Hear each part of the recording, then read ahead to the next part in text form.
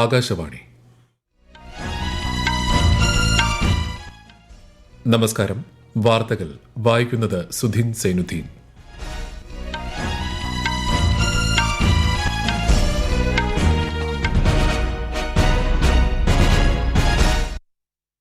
പ്രധാന വാർത്തകൾ. ത്രിരാഷ്ട്ര സന്ദർശനം തുടരുന്ന രാഷ്ട്രപതി ദ്രൗപദി മുർമു ന്യൂസിലൻഡിലെത്തി. ന്യൂസിലൻഡ് ഗവർണർ ജനറലുമായും പ്രധാനമന്ത്രിയുമായും രാഷ്ട്രപതി ഉഭയകക്ഷി ചർച്ച നടത്തും. പാരീസ് ഒളിമ്പിക്സ് ഗുസ്തി ഫൈനലിൽ വിനേഷ് ഫോഗട്ട് അയോഗ്യയായ വിഷയത്തിൽ സാധ്യമായ എല്ലാ ഇടപെടലും നടത്തണമെന്ന് ഇന്ത്യൻ ഒളിമ്പിക് അസോസിയേഷന് നിർദ്ദേശം നൽകി പ്രധാനമന്ത്രി നരേന്ദ്രമോദി. വയനാട് ഉരുൾപൊട്ടൽ ദേശീയ ദുരന്തമായി പ്രഖ്യാപിക്കണമെന്ന് ലോക്സഭാ പ്രതിപക്ഷ നേതാവ് രാഹുൽ ഗാന്ധി. ദുരന്തബാധിതരായ കുടുംബങ്ങളുടെ പുനരധിവാസം വേഗത്തിലാക്കാനുള്ള നടപടി സംസ്ഥാന സർക്കാർ സ്വീകരിക്കുമെന്ന് മന്ത്രിസഭാ ഉപസമിതി. രാജ്യത്തെ നികുതി നിയമങ്ങളും നടപടിക്രമങ്ങളും കൂടുതൽ ലഘൂകരിക്കുന്നതാണ് കേന്ദ്ര സർക്കാരിന്റെ നികുതി സമീപനമെന്ന് ധനമന്ത്രി നിർമ്മല സീതാരാമൻ. 9 സംസ്ഥാനങ്ങളിലെ 12 രാജ്യസഭാ സീറ്റുകളിലേക്കുള്ള ഉപതെരഞ്ഞെടുപ്പ് അടുത്ത മാസം 3 നടക്കുമെന്ന് കേന്ദ്ര തെരഞ്ഞെടുപ്പ് കമ്മീഷൻ. ശ്രീലങ്കയ്ക്കെതിരായ 3ാം ഏകദിന ക്രിക്കറ്റ് മത്സരത്തിൽ ഇന്ത്യയ്ക്ക് 249 റൺ വിജയലക്ഷ്യം. വാർത്തകൾ വിശദമായി. ത്രിരാഷ്ട്ര സന്ദർശനം തുടരുന്ന രാഷ്ട്രപതി ദ്രൗപദി മുർമു ന്യൂസിലാൻഡിലെത്തി. ന്യൂസിലാൻഡ് ഗവർണർ ജനറൽ സിൻഡി കിറോയുമായും പ്രധാനമന്ത്രി ക്രിസ്റ്റഫർ ലെക്സനുമായും രാഷ്ട്രപതി ഉഭയകക്ഷി ചർച്ചകൾ നടത്തും. പിന്നീട് വെല്ലിംഗ്ടണിൽ നടക്കുന്ന വിദ്യാഭ്യാസ സമ്മേളനത്തിൽ പങ്കെടുക്കുന്ന രാഷ്ട്രപതി ഓക്ലൻഡിൽ ഇന്ത്യൻ സമൂഹവുമായി സംവദിക്കും. 2 ദിവസത്തെ ഫിജി സന്ദർശനം പൂർത്തിയാക്കിയാണ് ശ്രീമതി മുർമു ഓക്ലൻഡിലെത്തിയത്. ശനിയാഴ്ച തിമോർ ലെസ്തെയും രാഷ്ട്രപതി സന്ദർശിക്കും. പാരീസ് ഒളിമ്പിക്സിൽ ഇന്ത്യയ്ക്ക് നിരാശയേകി ഫ്രീ സ്റ്റൈൽ ഗുസ്തി 50 കിലോഗ്രാം വിഭാഗത്തിൽ വിനേഷ് ഫോഗട്ട് അയോഗ്യയായി. ഫൈനൽ മത്സരത്തിന് മുൻപ് ഇന്ന് രാവിലെ നടന്ന ഭാരപരിശോധനയിൽ നിശ്ചിത ഭാരത്തേക്കാൾ ഏതാനും ഗ്രാമുകൾ കൂടിയതാണ് അയോഗ്യതയ്ക്ക് കാരണമായത്. വിഷയത്തിൽ സാധ്യമായ എല്ലാ ഇടപെടലും നടത്തണമെന്ന് ഇന്ത്യൻ ഒളിമ്പിക് അസോസിയേഷന് പ്രധാനമന്ത്രി നരേന്ദ്രമോദി നിർദ്ദേശം നൽകി. വിശദാംശങ്ങളിലേക്ക്.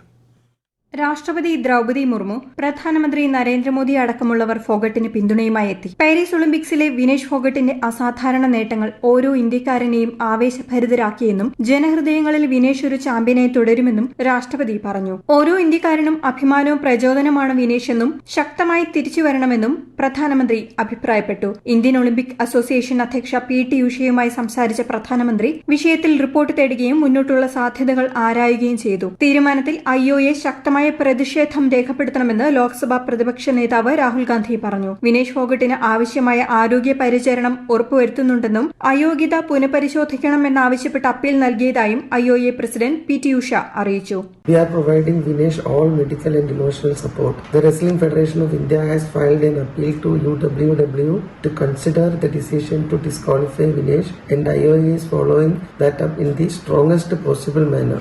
അതേസമയം പരമാവധി പരിശ്രമിച്ചിട്ടും ഗുസ്തി താരം വിനേഷ് ഫോഗട്ടിന്റെ തൂക്കം ഇന്ന് രാവിലെയും 50 കിലോഗ്രാം പരിധിയിൽ കൂടുതലായിരുന്നെന്ന് IOA നേരത്തെ പ്രസ്താവനയിൽ അറിയിച്ചിരുന്നു. News desk Akashvani.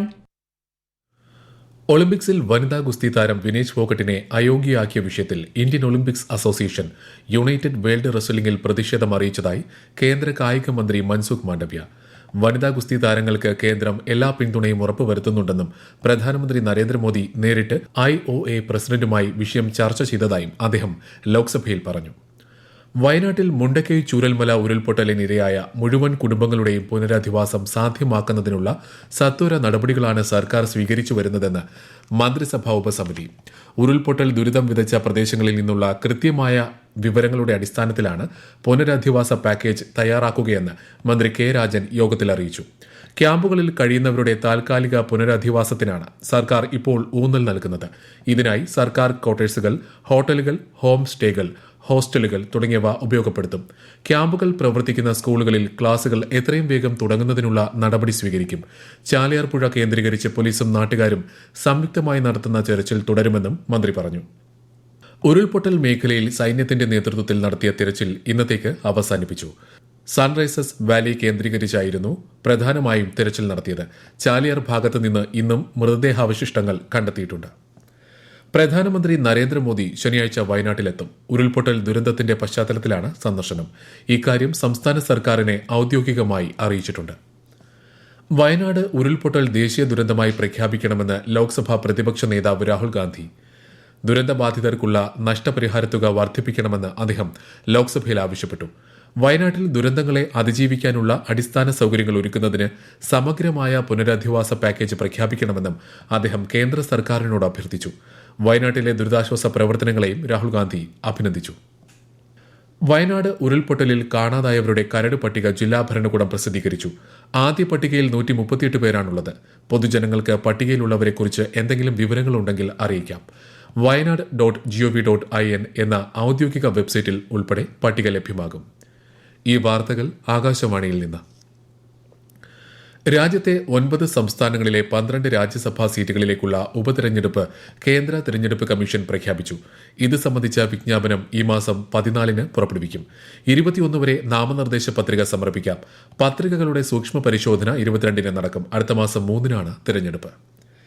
രാജ്യത്തെ നികുതി നിയമങ്ങളും നടപടിക്രമങ്ങളും കൂടുതൽ ലഘൂകരിക്കുന്നതാണ് കേന്ദ്ര സർക്കാരിന്റെ നികുതി സമീപനമെന്ന് ധനമന്ത്രി നിർമ്മല സീതാരാമൻ. ഇത് രാഷ്ട്ര വികസനവും കൂടുതൽ തൊഴിലവസരങ്ങളും സാധ്യമാക്കുന്നുവെന്നും മന്ത്രി പറഞ്ഞു. ലോക്സഭയിൽ ധനകാര്യ ബില്ലിന്മേലുള്ള ചർച്ചയ്ക്ക് മറുപടി പറയുകയായിരുന്നു ശ്രീമതി നിർമ്മല സീതാരാമൻ. നികുതി ഗണ്യമായി വർദ്ധിപ്പിക്കാതെ കൂടുതൽ സുതാര്യതയോടെയുള്ള നികുതി വ്യവസ്ഥയാണ് സർക്കാർ കൊണ്ടുവന്നതെന്ന് കേന്ദ്രമന്ത്രി ചൂണ്ടിക്കാട്ടി. തുടർന്ന് ബില്ല് പാസാക്കിയ ലോക്സഭ ഇന്നത്തേക്ക് പിരിഞ്ഞു. സഭാ നടപടികൾ അവസാനിപ്പിച്ച് രാജ്യസഭയും പിരിഞ്ഞു. പാരീസ് ഒളിമ്പിക്സിൽ ഇന്ന് നടന്ന മത്സരങ്ങളിൽ ഇന്ത്യയ്ക്ക് നിരാശ. വനിതകളുടെ 53 കിലോഗ്രാം ഫ്രീസ്റ്റൈൽ ഗുസ്തിയിൽ അന്തിം പങ്കൽ തുർക്കിയുടെ സിനബ് യെദ്ഗലിനോട് പരാജയപ്പെട്ടു. ഇന്ത്യയുടെ വനിതാ ടേബിൾ ടെന്നീസ് ടീം ക്വാർട്ടർ ഫൈനലിൽ ജർമ്മനിയോട് 3-1 തോറ്റു. ജാവലിൻ ത്രോ താരം അന്നു റാണിക്കും ഫൈനലിലേക്ക് യോഗ്യത നേടാനായില്ല. മാരത്തൺ റേസ് വാക്ക് മിക്സഡ് റിലേയിൽ ഇന്ത്യയുടെ സൂരജ് പൻവാറും പ്രിയങ്ക ഗോസ്വാമിയും മത്സരം പൂർത്തിയാക്കിയില്ല. അതേസമയം വനിതകളുടെ 100 മീറ്റർ ഹാർഡിൽസിൽ 7ാം സ്ഥാനത്തെത്തിയ ജ്യോതി യറിയാജി അടുത്ത റൌണ്ടിൽ മത്സരിക്കാനുള്ള യോഗ്യത നേടി. അത്ലറ്റിക്സിൽ പുരുഷന്മാരുടെ 3000 മീറ്റർ സ്റ്റീപ്പിൾസ് ചേസ് ഫൈനലിൽ മെഡൽ ലക്ഷ്യമിട്ട് അവിനാഷ് സാബൽ ഇന്നിറങ്ങും. ഇന്ത്യയും ശ്രീലങ്കയും തമ്മിലുള്ള 3ാം ഏകദിന ക്രിക്കറ്റ് മത്സരത്തിൽ ശ്രീലങ്കയ്ക്കെതിരെ ഇന്ത്യയ്ക്ക് 249 റൺ വിജയലക്ഷ്യം. ടോസ് നേടിയ ശ്രീലങ്ക നിശ്ചിത ഓവറിൽ 7 വിക്കറ്റ് നഷ്ടത്തിൽ 248 റൺ നേടി. ശ്രീലങ്ക പരമ്പരയിൽ 1-0 മുന്നിലാണ്. ബംഗ്ലാദേശിൽ ഇടക്കാല സർക്കാരിന്റെ തലവനായി നൊബേൽ സമ്മാന ജേതാവ് മുഹമ്മദ് യൂനുസിനെ നിയമിച്ചു.